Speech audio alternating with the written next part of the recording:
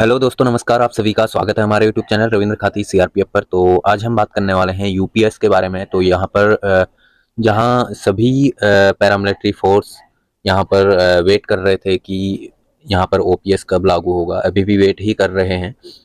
यहाँ पर इसी बीच जो है यहाँ पर आप देख सकते हैं दिनांक 24 जनवरी 2025 को भारत सरकार के द्वारा जो है यहाँ पर भारत का राजपत्र यानी कि गजट जो है निकाला जाता है यूपीएस का। तो यहाँ पर आप देख सकते हैं,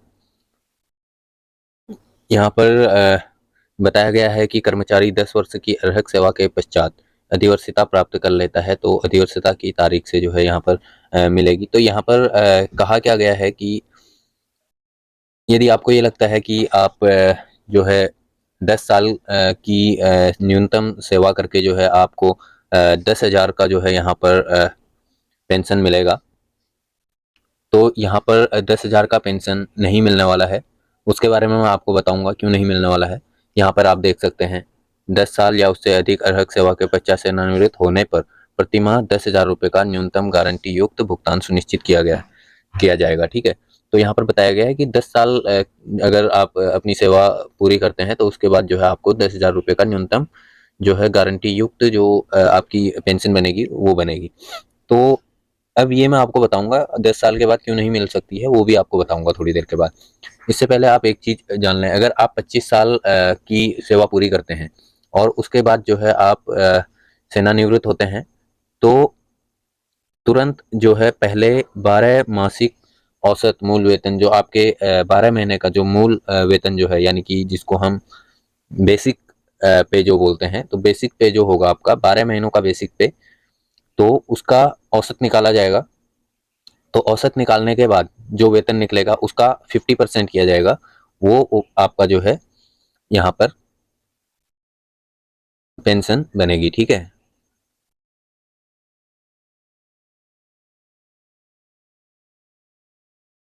तो इसके बारे में मैं आपको बताऊंगा। तो यहाँ पर क्या चीज़ है, यहाँ पर एक चीज़ बताया गया है कि कर्मचारी का जो अंशदान होगा यानी कि यहाँ पर कितना कटेगा।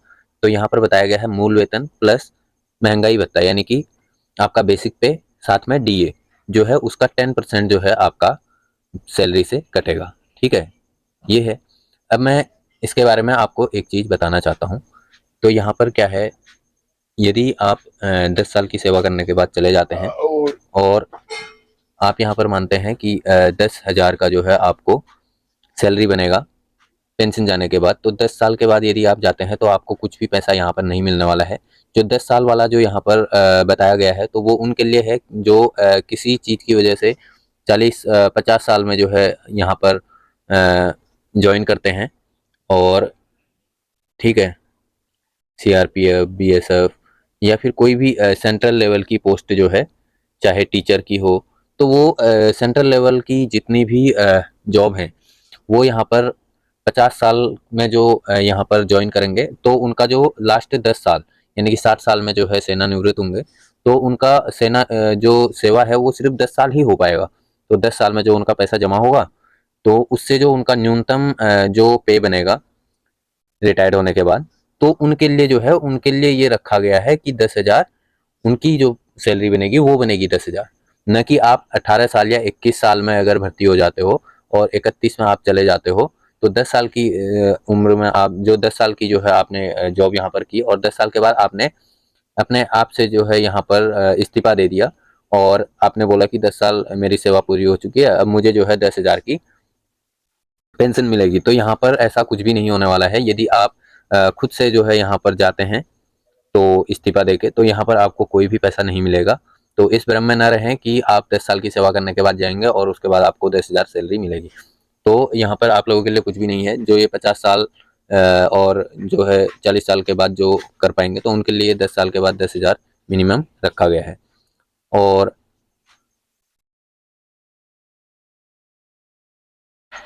अब यहाँ पर मैं आपको एक चीज़ दिखाता हूँ। यहाँ पर 11 नंबर पर आप देख पा रहे होंगे, सुस्पष्टता के लिए यह स्पष्ट किया जाता है कि कोई भी कर्मचारी जिसने इस अधिसूचना के अंतर्गत राष्ट्रीय पेंशन प्रणाली के अधीन एकीकृत पेंशन योजना के विकल्प का चयन किया है, वह सेवानिवृत्ति के पश्चात सहित किसी अन्य नीतिगत रियायत, नीति परिवर्तन, वित्तीय लाभ, बाद में सेवानिवृत्त हुए कर्मचारियों के साथ किसी भी समानता आदि की मांग के लिए पात्र नहीं होगा और दावा नहीं कर सकता है। तो यहाँ पर साफ साफ आप देख सकते हैं कि अगर आपने यहाँ पर यूपीएस को चुन लिया, तो यूपीएस चुनने के बाद आप किसी अन्य नीति परिवर्तन, यानी कि आप यूपीएस से ओपीएस अगर चालू हो जाता है तो यूपीएस से ओपीएस में भी आप आने के लिए दावा नहीं कर सकते हैं और आप उसके लिए पात्र नहीं होंगे। साथ ही अगर किसी सेवानिवृत्त कर्मचारी को अगर ज़्यादा कुछ मिल रहा है और आपको कम मिल रहा है, तो इस चीज़ के लिए भी आप बिल्कुल दावा नहीं कर सकते, यहाँ पर बताया गया है। तो यहाँ पर एक चीज़ है कि अगर यहाँ पर ऑप्शन दिया जाता है एनपीएस यूपीएस का, तो अगर आपने एक बार यूपीएस चुन लिया तो उसके बाद आप बाद में यूपीएस से बाहर नहीं आ पाएंगे, ये चीज़ यहाँ पर बताई गई है।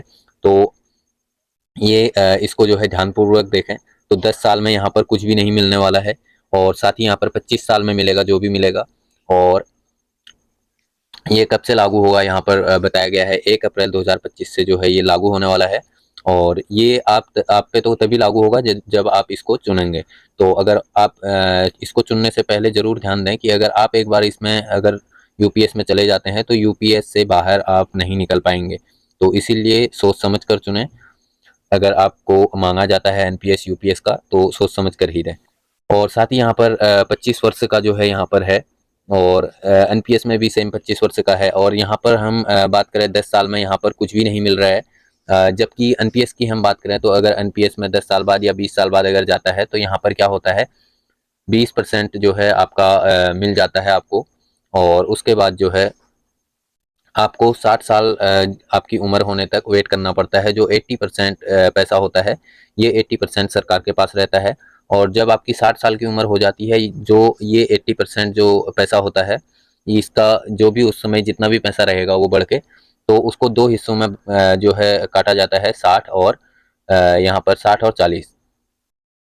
तो जब आपकी 60 साल उम्र हो जाएगी तो इस पैसे को 2 हिस्सों में बांट दिया जाता है, 60 और 40%।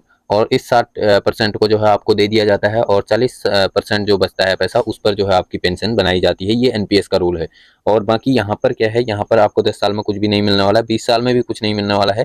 यहाँ पर आपका जो मिनिमम जो यहाँ पर आपका जो सेवानिवृत्ति के लिए जो समय रखा गया है वो है आपका 25 वर्ष।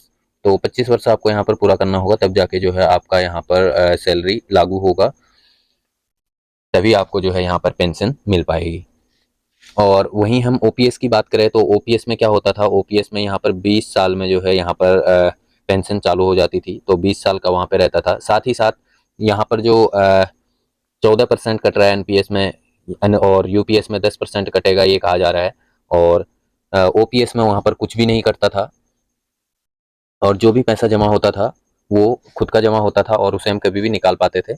ये ओपीएस में था। तो ओपीएस इसीलिए सबकी मांग ओपीएस रही है और अभी देखा जाएगा कि ओपीएस मिलेगा या नहीं मिलेगा, सरकार पे निर्भर करता है। और साथ ही सुप्रीम कोर्ट के क्या निर्णय आते हैं उस पर हम देखेंगे कि क्या सुप्रीम कोर्ट कहती है। तो यहाँ पर जिस हिसाब से सीएपीएफ है तो सीएपीएफ पर ओपीएस लागू होता है ये नियम के अनुसार। और लेकिन यहाँ पर सरकार लगातार उसके अपोजिट यहाँ पर जा रही है, तो अपनी तरफ से दावा कर रही है कि यहाँ पर सीएपीएफ के जवानों पर भी जो है एनपीएस और यूपीएस ही लगेगा। तो अब देखना ये होगा कि सुप्रीम कोर्ट इस पर क्या फैसला लेगी और कब तक इसका फैसला लेगी, वो भी देखने वाली बात है। तो यूपीएस को चुनने से पहले ज़रूर ध्यान में दें कि अगर आप एक बार यूपीएस चुन लेते हैं तो उसके बाद यूपीएस से बाहर आना या किसी दूसरी चीज़ को चुनना बहुत मुश्किल है। आज के वीडियो को हम यहीं पे समाप्त करते हैं। वीडियो अच्छा लगा हो तो वीडियो को लाइक ज़रूर कर दें और हमारे चैनल पर नए हैं तो चैनल को सब्सक्राइब कर लें। वीडियो देखने के लिए धन्यवाद। जय हिंद, जय भारत।